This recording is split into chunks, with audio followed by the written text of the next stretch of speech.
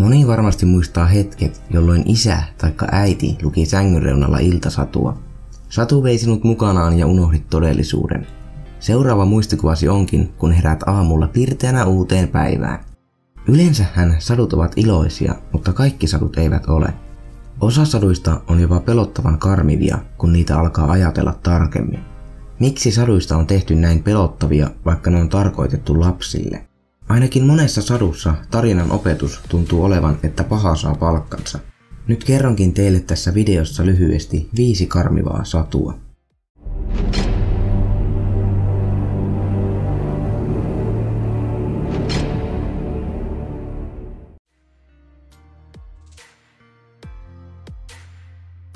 Sadun alussa vuohiemo varoittaa lapsiaan sudesta, jolla on karhea ääni ja mustat käpälät.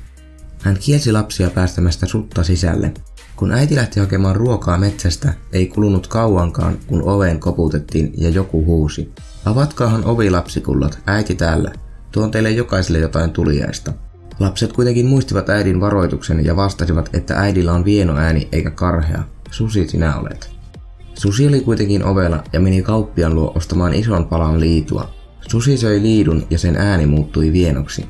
Sitten susi meni taas ovelle kolkuttelemaan. Tällä kertaa susi oli laittanut käpälänsä ikkunalle ja kilit tunnistivat sen suden käpäläksi. Kilit huusivat, että ei äidin jalat ole mustat, susi sinä olet. Susi päätti mennä leipurin luo ja pyysi tätä sivelemään taikinaa käpäläänsä. Leipurin luota susi juoksi myllärille, joka ei suostunut ensin ripottelemaan jauhoa suden käpälälle, mutta kun susi uhkasi syödä myllärin, hän suostui. Nyt susi meni 3. kerran kilien luokse.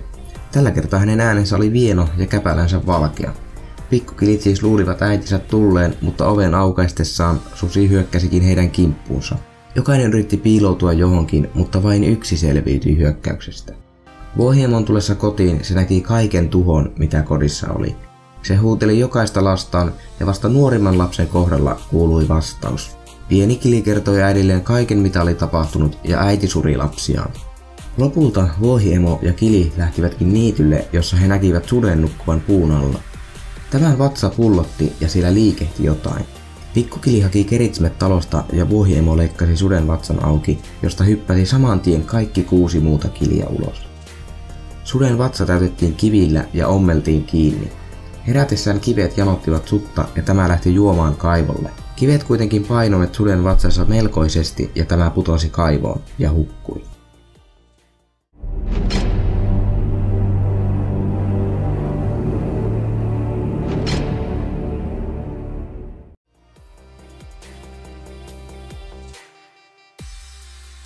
Sadussa lasten isä ja äitipuoli miettivät keinoja, kuinka selvitä nälänhädästä ja köyhyydestä. Äitipuoli pakottaa isän viemään lapset metsään ja jättämään heidät sinne, jotta heitä ei tarvitsisi ruokkia. Lapset kuitenkin kuulevat tämän ja Hannu käy yöllä vanhempien nukahdettua keräämässä taskut täyteen kiviä. Aamulla kun he lähtevät metsään, Hannu merkkaa reitin, jota he kulkevat pienillä kivillä. Vanhemmat lupaavat tulla hakemaan lapset, jonka jälkeen he lähtevät hakkaamaan puuta. Tai niin lapset ainakin luulevat, sillä isä oli sitonut oksan puuta vasten, joka tuulessa heiluessa kuulosti puun hakkaamiselta. Lopulta lapset kyllästyivät odottamiseen ja nukahtivat. Kuun noustessa he lähtivät seuraamaan kiviä ja löysivätkin kotiinsa, jossa äitipuoli oli vastassa heitä ja torui, kun eivät olleet tulleet aikaisemmin kotiinsa. Isä puolestaan huokaisi helpotuksesta. Ei mennyt kovin kauan, kun ruoka oli taas vähissä ja äitipuoli käski tällä kertaa viemään lapset vielä syvemmälle metsään, jotta he eivät löytäisi enää ikinä takaisin. Tällä kertaa ovi oli lukittu, jottei Hannu pääsisi ulos keräämään kiviä. Aamulla, kun lapset söivät leivänkannikan, niin Hannu murrensi omansa ja ripotteli murusia tielle. Kun lapset yrittivät löytää takaisin kotiin, niin linnut ja muut eläimet olivatkin syöneet leivänmurut. He kiertelivät metsässä pari päivää ja lopulta löysivät kauniin talon, joka oli tehty karkeista, sokerista, suklaasta, kekseistä ja leivästä. Talon nähtyään lapset juoksivat sen kimppuun ja alkoivat repiä talosta palasia, jota he ahtoivat suuhunsa. Talosta tuli kuitenkin ulos pelottavan näköinen vanha eukko, joka tosin vaikutti erittäin kiltiltä ja pyysi lapset sisään. Talossa hän antoi lapsille maitoa, hedelmiä ja ruokaa mahansa täydeltä. Seuraavana päivänä kaikki kuitenkin muuttui.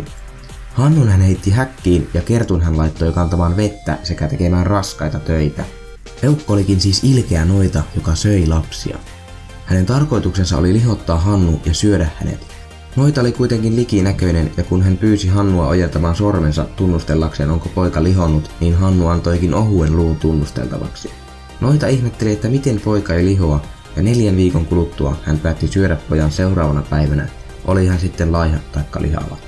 Noita käski Kerttua ryömimään uunin perälle testaamaan, onko uuni tarpeeksi kuuma, mutta Kerttu arvasi, mitä Noidella on mielessä ja kysyi, miten mukaan mahdun sinne. Noita sanoi, että totta kai mahdut, kun minäkin mahdun ja meni uunin eteen, jolloin Kerttu työsi Noidan uunin ja paiskasi luukun kiinni. Tämän jälkeen hän vapautti Hannun ja yhdessä he keräsivät taskunsa täyteen Noidan aarteita ja lähtivät kotiin. Kotiin he pääsivät valkoisen ankan avulla. Äitipuoli oli kuollut sillä aikaa ja isä oli oikein iloinen nähtyään lapsensa elossa.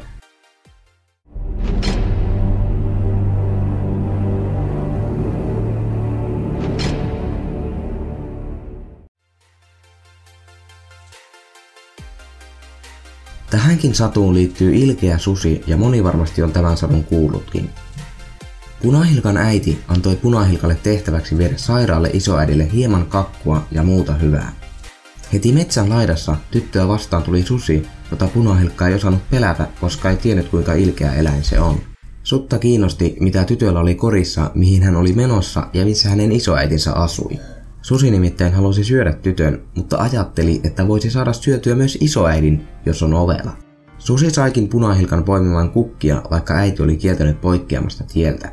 Tällä välin susi juoksi isoäidin talolle ja huusi, että Punahilkka täällä, tuon sinulle kakkua ja muuta hyvää. Susi loikkasi ovesta sisään ja hotkaisi isoäidin suuhunsa. Isoäidin vaatteet hän puki päälleensä ja meni vuoteeseen. Punahilkan saapuessa mökkiin häntä pelotti, sillä ovikin oli jo valmiiksi auki. Punahilkka huomasi, kuinka merkillisen näköinen isoäiti olikaan. Hän kysyi naamioituneelta sudelta. Mutta isoäiti, miten sinulla on noin isot korvat? Jotta kuulisin sinut paremmin, vastasi susi. Mutta isoäiti, miten sinulla on noin isot silmät, jatkoi Punahilkka. Jotta näkisin sinut tarkkaan. Mutta kuule, miten sinulla on noin isot kädet? Jotta voin hyvin taputtaa sinua, lapsi rakas. Mutta sanohan isoäiti, miksi sinulla on noin hirmuisen suuri suu? Jotta voin syödä sinut suuhuni, ja samassa susi loikkasi vuoteesta ja nielaisi Punahilkan. Sattuipa eräs metsästäjä kulkemaan talon ohi ja kuuli kuorsausta talosta. Hän päätti poiketa tervehtimään isoäitiä, mutta näkikin vain suuren suden sängyssä. Hän oli jo ampumassa sutta, kunnes tajusi, että isoäiti voi olla suden mahassa, joten hän leikkasi saksilla vatsan auki ja löysi sieltä Punahilkan ja isoäidin. Punahilkka juoksi hakemaan kiviä, joilla hän täytti suden vatsan, ja herätessään susi kuoli, koska kivet painoivat niin paljon.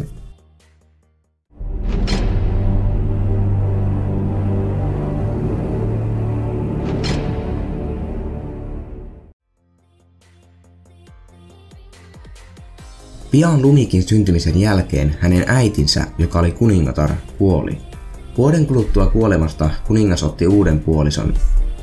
Uusi kuningatar ei voinut sietää ajatusta, että joku olisi kauniimpi kuin hän. Sitä varten hänellä oli taikapeili, jolta hän kysyi säännöllisesti. Kerro kuvastin, ken on maassa kaunein? Kuvastin vastasi. Kuningatar verraton, koko maassa kaunein on. Kuningatar oli tyytyväinen, sillä hän tiesi, että peili puhui totta. Mutta Lumikki varttui nopeasti ja tuli päivä päivältä kauniimmaksi. Ja kun kerran kuningatar saapui peilin ääreen ja kysyi, kerro kuvastin, ken on maassa kaunein, niin kuvastin vastasikin, te kaunis ootte yhäkin, mutta Lumikki kauniimpi teitäkin on verroin tuhansin. Tästä kuningatar suuttui ja kateus hänen sisällään kasvoi päivä päivältä, jolloin hän lopulta käski metsästäjän viemään tytön metsään ja tuomaan tytön maksan ja keuhkot hänelle. Metsässä metsästäjä otti puukkonsa esiin, mutta heltyi tytön anellessa henkensä säästämistä. Tyttö pakeni metsään ja metsästäjä ampui villisian, jonka keuhkot ja maksan hän kuningattarelle vei. Kuningatar söi ne keitettynä ja uskoi päässeensä Lumikista eroon lopullisesti. Lopulta pitkän vaelluksen jälkeen Lumikki löysi talon, johon hän meni sisälle. Talossa hän söi hieman ruokaa ja meni nukkumaan yhteen lukuisista pienistä sängyistä. Talo kuului kääpiöille, jotka kaivoivat malmia vuorilla. Tullessaan kotiin he löysivät Lumikin nukkumasta sängyssä ja aamulla hänen herätessään he kyselivät, miten tyttö oli tänne joutunut ja että haluaisiko hän jäädä tänne hoitamaan taloa, kun me keräämme malmia ja kultaa. He myös varoittivat Lumikkia, että äitipuoli saisi pian tietää, missä Lumikki on. Ja niinhän siinä kävi, että peili paljasti, missä Lumikki asustelee. Kuningatar tajusi metsästäjän pettäneen hänet ja lähti saman tien kohti kääpiöiden taloa rihkamakauppiaksi naamioituneena. Lumikki ei osannut epäillä mitään, vaan meni katsomaan lähempää, mitä kauppialla on mukana. Hän antoi kauppiaan nyörittää pukunsa uudella punoksella, mutta kauppias nyöritti puvun niin tiukkaan, ettei Lumikki saanut henkeä ja kaatui maahan. Illan tullen kääpiöt löysivät Lumikin lattialta kuolleen näköisenä. He huomasivat nyörien olevan liian tiukalla ja leikkäsivät nyörin poikki. Lumikki virkosi pian ja kertoi, mitä oli tapahtunut.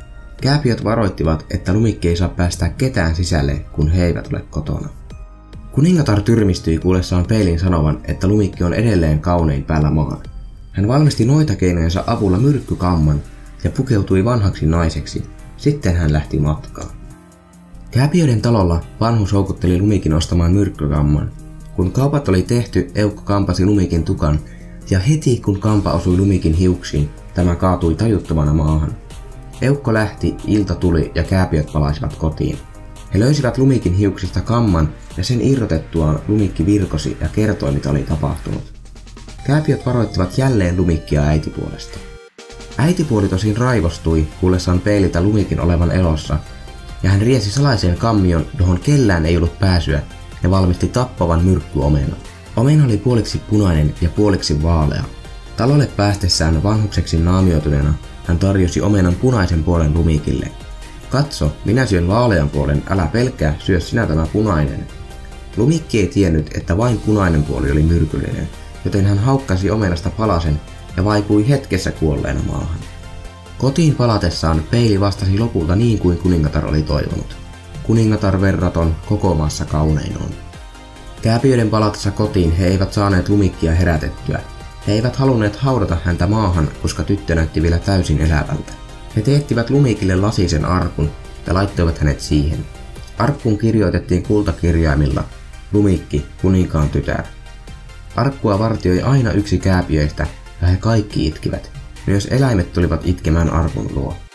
Eräs kuninkaan poika sattui näkemään arkun ja halusi ostaa sen, mutta kääpiöt eivät myyneet. Lopulta he kuitenkin lahjoittivat arkun pojalle, joka ei voinut elää ilman Lumikkia. Kun arkkua siirrettiin, eräs kantajista kompastui ja arkun heilahtaessa Lumikin kurkussa oleva omenankappale irtosi ja Lumikki virkosi. Pian Lumikki ja prinssi päättivät mennä naimisiin ja myös Lumikin äitipuoli kutsuttiin juhliin. Peilin edessä hän kysyi, kerro kuvastin, ken on maassa kaunehin, ja kuvastin vastasi, te kaunis ootte yhäkin, mutta kauniimpi teitäkin on nuori kuningatar verroin tuhansien. Nyt tulee sellainen kohta, mitä mä en kyllä itekään ihan täysin ymmärtänyt. Toivottavasti joku muu voi selventää alhaalla kommenteissa, että mitä ihmettä tää kohta oikein meinaa. Eli kuningatar lähti lopulta katsomaan morsianta ja tyrmistyi nähdessään Lumikin. Mutta rautakengät oli jo pantu hiilivalkealle. Ne tuotiin pihdeillä hänen eteensä. Hänen piti astua punahehkuisiin kenkiin ja tanssia, kunnes hän vaipui kuolleena maahan. On kyllä oudot häät, täytyy sanoa.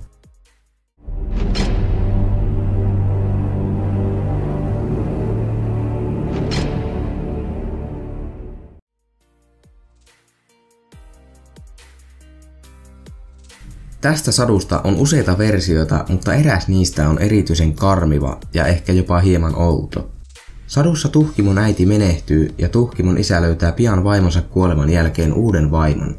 Tällä naisella on entuudestaan jo 2 tyttöä, jotka alkavatkin yhdessä äitinsä kanssa alistaa Tuhkimoa.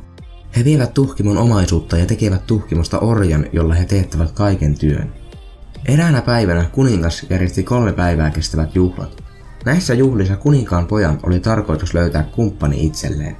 Juhliin oli tervetullut kuka tahansa ja myös Tuhkimo halusi lähteä tanssimaan. Tuhkimon äitipuoli ei kuitenkaan suostunut päästämään Tuhkimoa juhliin. Äitipuoli lupasi, että jos Tuhkimo kerää kulhollisen herneitä tuhkan seasta tunnissa, hän pääsee juhlimaan, mutta vaikka kuinka Tuhkimo keräsi herneitä, niin aina hän sai vain uuden tehtävän, mutta ei koskaan lupaa lähteä. Lopulta muiden lähdettyä Tuhkimo juoksi äitinsä haudalle, jossa hän pyysi kaunista pukua juhlia varten. Kyyhkyset toivat hänelle puvun ja hän pääsi juhlimaan. Koko illan hän tanssi kuninkaan pojan kanssa, mutta illan tulleen pojan estelyistä huolimatta hän pakeni nopeasti takaisin kotiinsa. Sama toistui seuraavana päivänä, mutta 3. päivänä kuninkaan poika sai Tuhkimon kengän tämän paetessaan pois juhlista. Tämän kengän avulla hän etsi tulevaa puolisoaan. Talosta taloon hän kierteli ja pyysi talon naisväkeä koettamaan kenkää jalkansa. Lopulta hän saapui Tuhkimon kotitalolle. Talolla sisarpuolet olivat heti kokeilemassa kenkää.